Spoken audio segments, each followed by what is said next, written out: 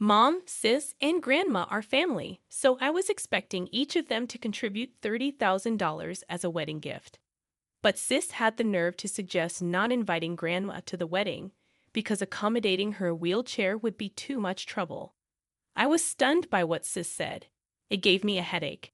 Grandma, whom sis didn't want at the wedding, is like a mother to us. Plus, it's entirely sis's fault that grandma needs a wheelchair. I couldn't believe it. I couldn't even think of her as my sister anymore. My name is Jessica. Growing up, my sister Chloe and I had a tough time. Dad was a violent drunk, and Mom always took the brunt of it while trying to protect Chloe and me. It was heartbreaking to see Mom covered in bruises.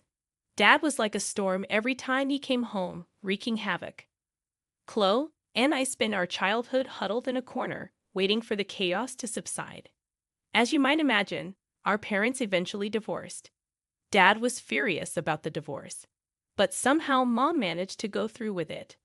Custody went to Mom, so Chloe and I ended up living in Mom's childhood home, where we began living with Mom, Grandma, and me. Grandma was incredibly kind to us, showering us with love to heal our emotional wounds. Since Mom was working full-time, Grandma took care of most household chores.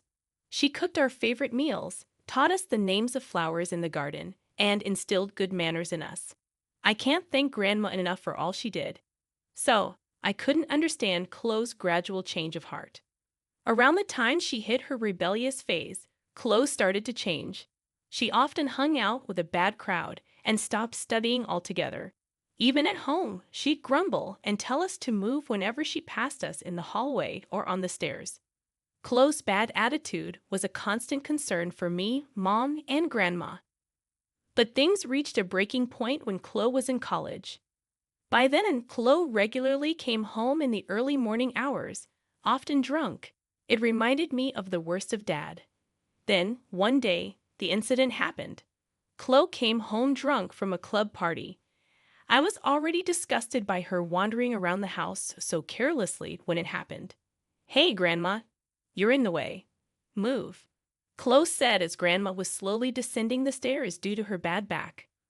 Chloe knew this, yet she pushed Grandma from behind, causing her to lose her balance from the sudden shove. While holding onto the handrail, Grandma fell down the stairs, and we had to call an ambulance. Mom and I were furious with Chloe.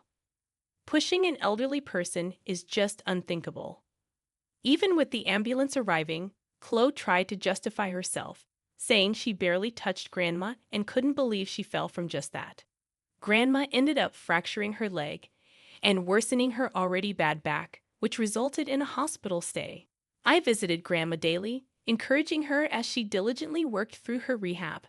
Yet Chloe never once came to visit. How could she do this to Grandma, who has always taken care of us?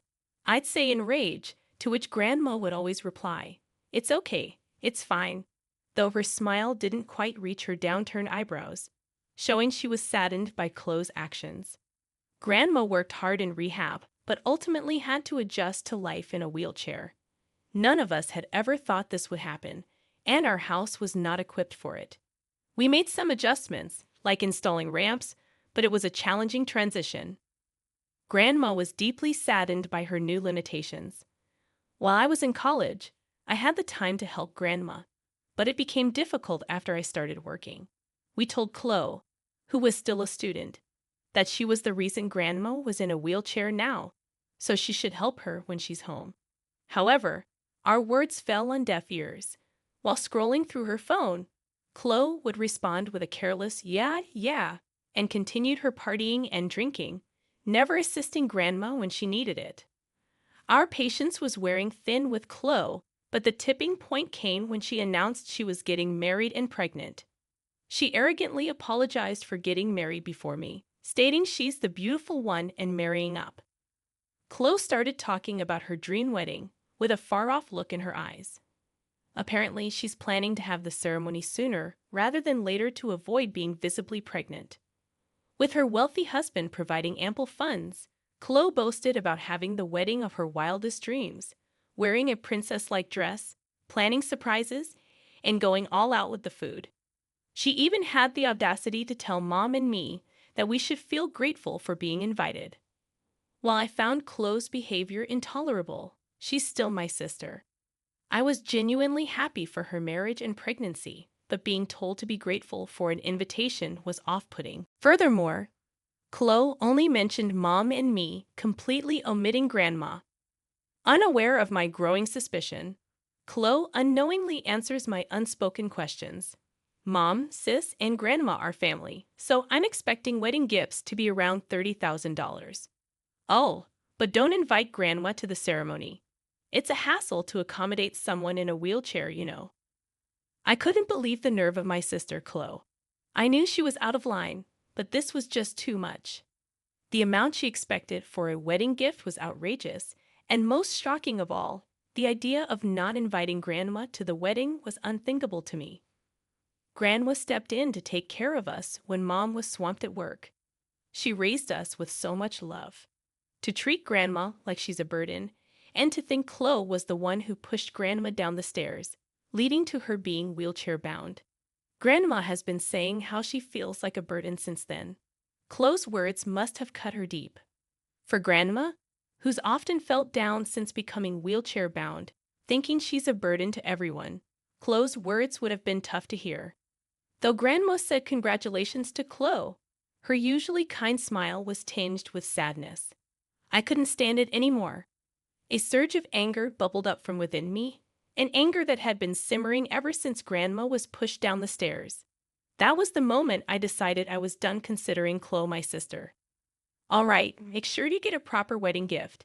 You better wear something nice, or you'll make my fiance's high-profile guests look bad, Chloe said, wheeling out a large suitcase from her room and leaving the house, completely ignoring Mom's angry shouts. I'm so happy to finally get out of this old, dirty house, she said, filled with spite, and left, waving her hand. Mom and Grandma were stunned for a moment, but I was burning with a desire for revenge. I shared my plan with Mom and Grandma, and although they were shaken, after all, Chloe is Mom's daughter and Grandma's granddaughter. If they disagreed, I was going to try to talk them out of it. But they thought about it for a minute and then nodded. We need to set her straight once and for all, Mom said, filled with regret about her parenting. Grandma reassured her, you were an excellent mother. It's my fault Chloe turned out this way, seeing the two of them. So hurt only fueled my determination for revenge even more. Months later, the day of Chloe's wedding arrived. Since it was a day off, I was enjoying a cozy tea time at home with a book. I looked at the clock and noticed that Chloe's wedding had already started. Grandma had even baked cookies to go with the delicious tea, making for a truly serene day off. Just then, both my and Mom's cell phones and the home landline began to ring. Frustrated by the relentless calls, Mom was about to answer the phone, but I stopped her. It's not her battle to fight. It's my revenge as the older sister. Hey sis, why aren't you at the wedding? Mom's not here either. What's going on? None of my friends are here either, so my guest seats are empty. Chloe's teary voice came through the phone. I responded calmly, do you really think Mom and I would support someone who doesn't appreciate Grandma, who has been so good to us? We all warned you multiple times about your behavior, but you ignored us. So we decided to ignore your requests. We're not coming to the wedding, and we're not sending a gift. You're lying. You told my friends not to come, didn't you? I don't have your friends. If they're not there, doesn't that just show you're not as love as you thought? Chloe's voice was filled with sorrow, but I had more to say. By the way, we sold Grandma's house and moved. We're not telling you where. What? Why wasn't I informed? We don't want you to come. You've made Grandma's life miserable. I understand that you might see my actions as cruel, but I had to stand up for Grandma, who has been mistreated. Chloe, the one who forced Grandma into a wheelchair is you. Our new home is entirely accessible, and we even designed the kitchen to be easy for Grandma to use. She baked cookies today, and we're enjoying them now in our new home. It's heartless to ask us to come to the wedding now. And as for inviting Dad, that's a terrible idea. We haven't seen Dad since the divorce, and inviting him could only lead to trouble. Dad's drinking problem is as bad as ever, and he caused a scene at the wedding reception.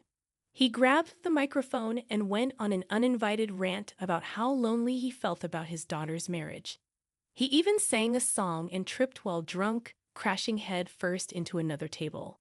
Chloe's husband, being a CEO, had many business partners at the wedding who were completely disappointed by Dad's actions. Several people even left the wedding, feeling uncomfortable, and unsurprisingly, Chloe's husband and his family were furious.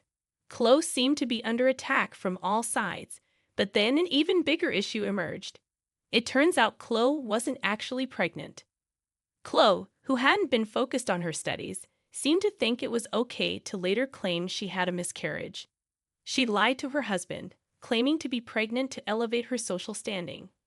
Her husband became suspicious when Chloe's belly didn't grow, and upon investigating, he quickly uncovered her lie. Between Dad's antics at the wedding and her own dishonesty, Chloe's husband was understandably furious. Divorce is now on the table, and she's even facing demands for financial compensation in the divorce proceedings. Chloe, who had never really worked a day in her life and had almost no savings, found herself in a difficult situation, kicked out of the house by her husband, and with nowhere to go. After hearing Chloe's whole story, I felt sympathy, but when she cried for help, I realized something profound. Chloe and I are not truly sisters anymore. I'm not your sister anymore. I have no intention of helping you. And if Mom and Grandma are swayed by your tears, I'll do everything to stop them from supporting you. Live your own life, Chloe. Why won't you help me with that? I said goodbye and hung up the phone on a crying Chloe. Afterward, I suggested that we didn't really need a landline phone anymore since we all have mobile phones. Both Mom and I have blocked Chloe's number, severing ties with her completely. Rumor has it that Chloe is now leading a life soaked in alcohol, struggling to make payments for the financial compensation demanded in her divorce. Maybe she really did inherit Dad's bad traits. As for me, Mom, and Grandma, the three of us are living peacefully in our accessible home. Grandma can now do many things she couldn't do before. She can cook her favorite meals and do laundry, and she shows a brighter smile, feeling that she contributes to the family. Mom's job is still demanding, but she seems a bit more relaxed now that Chloe, the problematic child, is out of the picture. As for me, without the constant worry about Chloe potentially hurting Grandma, I can focus better on my work. My hard work has been acknowledged, and my superiors see a bright future for me. While taking good care of Mom and Grandma, I'm living my days in happiness.